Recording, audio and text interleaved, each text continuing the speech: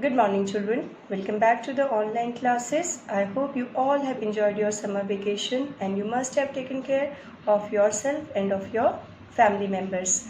And I also hope that you all have done the work which was given to you all before summer vacation. Now, let's start today's online session. So today we will start second chapter of economics, that is sectors of the Indian economy.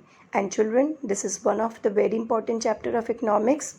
So listen it very carefully, read the chapter and make notes of important terms. If you have purchased the book, you can underline the important terms also.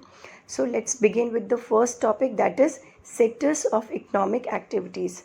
Sectors means group of activities and economic activities means people performed different activities to generate income or to earn their livelihood. If you will see around you, you will find that people engaged in various economic activities like agriculture, fishing, teaching, banking.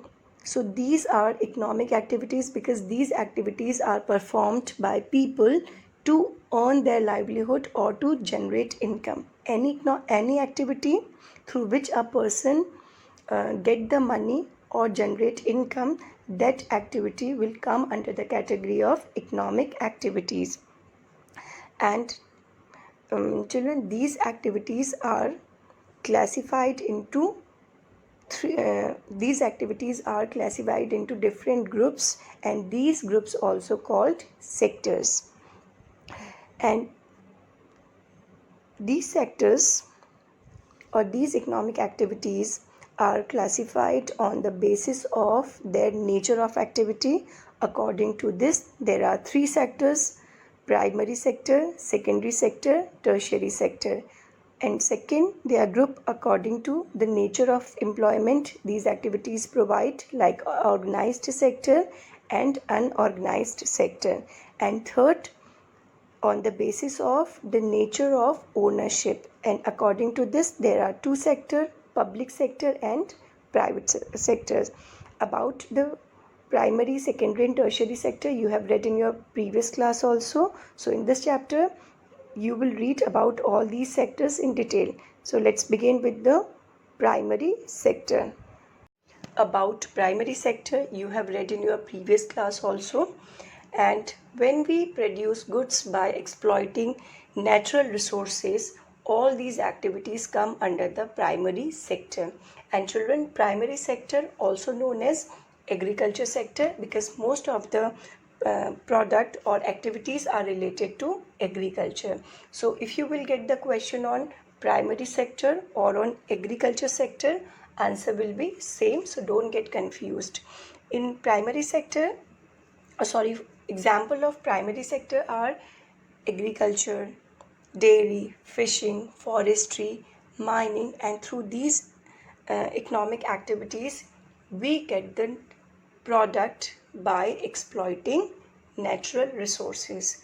For example, in agriculture we sow seeds and get crop, and that crop also can be grown according to the climate of that place. Suppose if we want to grow cotton, we only have to sow seeds and we will get the cotton. And in that case also, we cannot grow cotton in Himalayan region or in desert area. It can be according to the climate which is required by that crop. In the same way, in dairy also we get milk, which is again a natural product.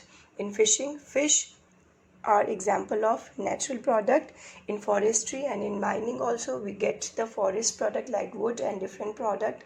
And in in mining also we get the mineral ores which are available on the earth and which are the example of natural resources. So we exploit natural resources to get the product, or we produce the goods by exploiting nature. Now let's move forward to the next sector, secondary sector, which is also known as industrial sector. Children, always remember that primary sector also known as agriculture sector. In the same way, secondary sector also known as industrial sector. And secondary sector covers all the economic activities in which we convert raw material or the product which we get from the primary sector into a valuable good. For example, food manufacturing, textile manufacturing, industry, and construction are example of secondary sector, where we convert raw material. I hope you know the meaning of raw material. It means the basic material which is required to produce a valuable good, and we convert these raw material into a valuable product that satisfy our needs. Sugarcane is the raw material of sugar. In the same way, cotton is the raw material of cotton cloth. Wheat is the raw material of wheat flour, or that wheat flour is the raw material of biscuit. So when we convert or transform these raw material that we get from primary sector into a valuable good, that process known as manufacturing, and manufacturing is example of secondary sector. Now let's move forward to the next sector, that is tertiary sector, and it is the third of the three economic sector which provides services to its consumer. And the economic activity of tertiary sector help in the development of the primary and secondary sector. And children, always remember that in tertiary sector we do not produce anything, we do not manufacture anything. It is the sector which only provide services. For example, when we grow crops, which is the part of primary sector, or when we extract minerals from the earth, or when we collect product from forest, we need to transport it to the factories or industries where these products can be manufactured in valuable goods. So the transportation system is the part of tertiary sector, because through it we get the services of transporting raw material to the factories. And in the same way, at the time of production, we need to talk to others over telephone or send letters, which are the part of communication system.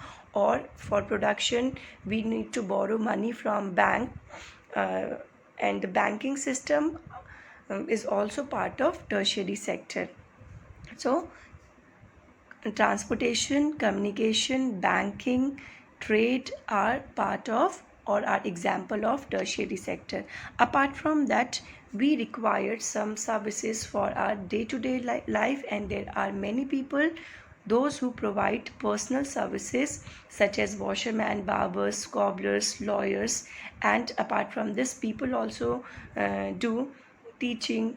There are doctors, there are people, those who do administrative and accounting works. These are also the part of tertiary sector. In any type of services or are part of service or tertiary sector, where we do not produce anything, we do not manufacture anything, only a type of services are provided. It can be related to transportation, communication, banking, teaching, police, army, washermen, barbers, cobblers, the maid which work at your home are example of tertiary sectors. So because of this, it also known as service sector. This was the brief description of all three sectors, primary, secondary and tertiary sector. Now children, we'll move forward to the exercise which is given in your book, which is related to these three sectors. Now let's see the exercise. Now children, see question number 3, where you have to classify the list of occupations which is given there under primary, secondary and tertiary sector. And such type of question you will get in your examination also, where you have to categorize different occupations under primary, secondary and tertiary sector. So let's start with tailor. You must be thinking, or most of you must be thinking, that tailor will come under secondary sector, but no, that is not the correct answer. Tailor will come under tertiary sector, because tailor is the person who gives us service. He only give a shape to a cloth which already manufactured in the factory. So tailor will come under tertiary sector. He's not making cloth, he's not manufacturing cloth, he's just giving the shape to the cloth which already manufactured. He's just giving us a service. So tailor will come under tertiary sector. Basket weaver, secondary sector. Flower cultivator, primary sector. Milk vendor, tertiary sector. Fisherman, primary sector. Priest, tertiary sector. Courier, tertiary sector. Workers in match factory, because they are manufacturing match boxes, so it is the part of secondary sector. Money lender, tertiary sector. Gardener, providing us a service, so tertiary sector. Potter will come under primary sector because it is making a product by using natural resources, so it will come under primary sector. Beekeeper, secondary sector. Astronaut, tertiary sector.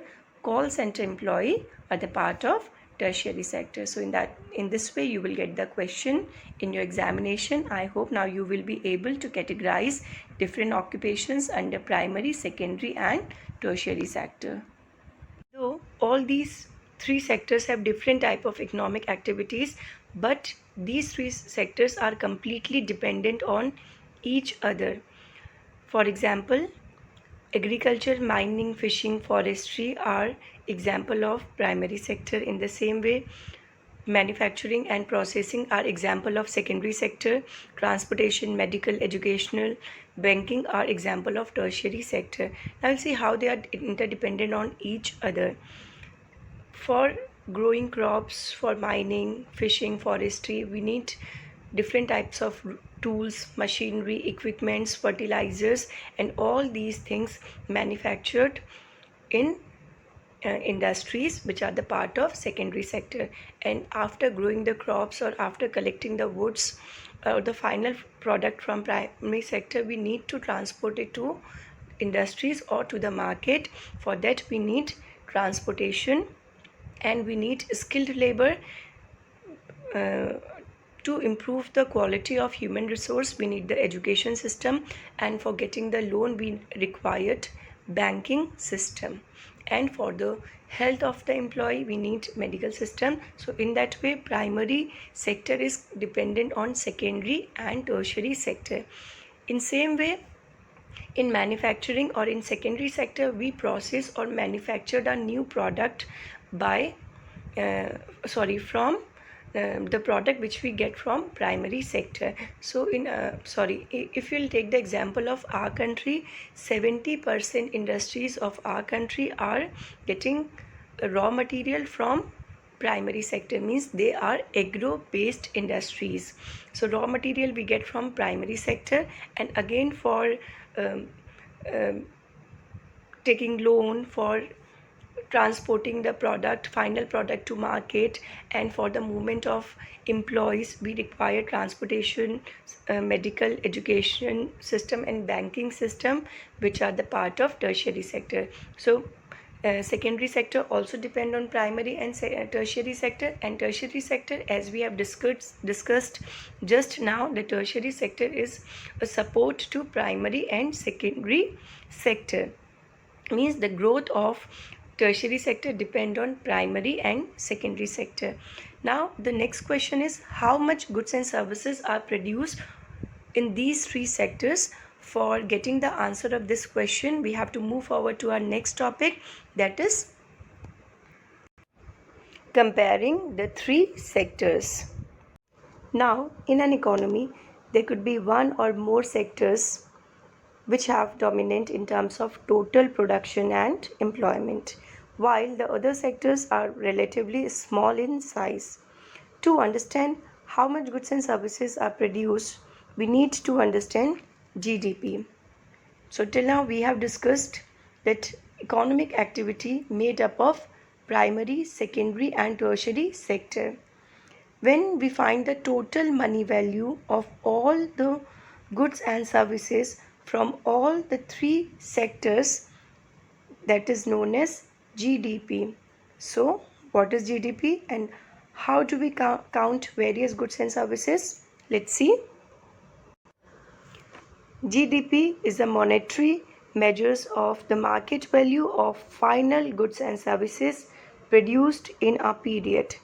Sum of primary, secondary and tertiary sector is GDP.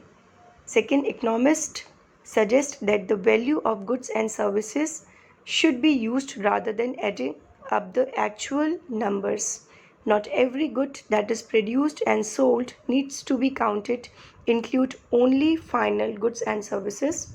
Now understand it in a simple way. So GDP is the monetary value of all the final goods and services of all three sectors produced in a period of time. Let's understand it with an example. Suppose our country is producing 10,000 kg of wheat which are sold at 8 rupees per kg. So the total value of wheat will be 80,000. This will be the money value of wheat. Similarly, we have coconuts which are sold at 10 rupees per coconut, and the value or the money value of that coconut will be 50,000. For calculating the GDP of a country, we will add up the value of these two products and we will come to know the GDP of country, which will be 13 lakh.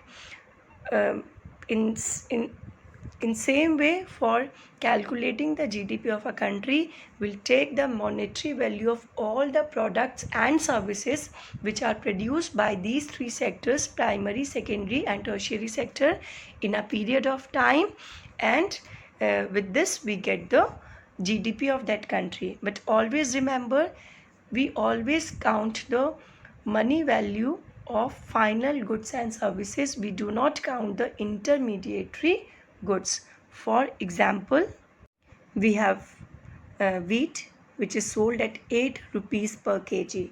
Now we have converted this wheat into wheat flour. Now the value of that wheat flour is 10 rupees per kg, and now we make biscuits out of it, and the value of that the value of one packet of biscuit is 15 rupees. For just an example, we'll take the 4 packet of biscuit, and the value of that the value of these 4 packets will be 60 rupees. When I will count the GDP, I will take the value of that biscuits only, which will be 60. I will not take the value of wheat and flour, because already the value of these two products is included in biscuits. If I'll take the value of wheat also and flour also, then there will be the double or triple counting. So whenever we calculate the GDP of our country, we will take the value of final goods and services which are ready to sell in the market. So in GDP, we do not take the value of intermediary goods. What are intermediary goods? Wheat and flour are the intermediary goods of biscuit, and biscuit is a final product or final good which is ready to sell in the market. So we always take the value of final goods and services. So here wheat and flour are the intermediary goods. We will not take the value of these intermediary goods, because already in one packet of biscuit, the price of intermediary goods, which are wheat and flour, already included. Now I hope you have understood the meaning of GDP, which is written here in your book. The value of final goods and services produced in each sector during a particular year provides the total production of the sector for the year, and the sum of production in the three sectors give what is called gross domestic product or GDP. So that's all for today's class. With this video, you will get some question answer also, and you have to continue that question answer in the notebook in which you have done your previous work. So take care of yourself. Thank you, class.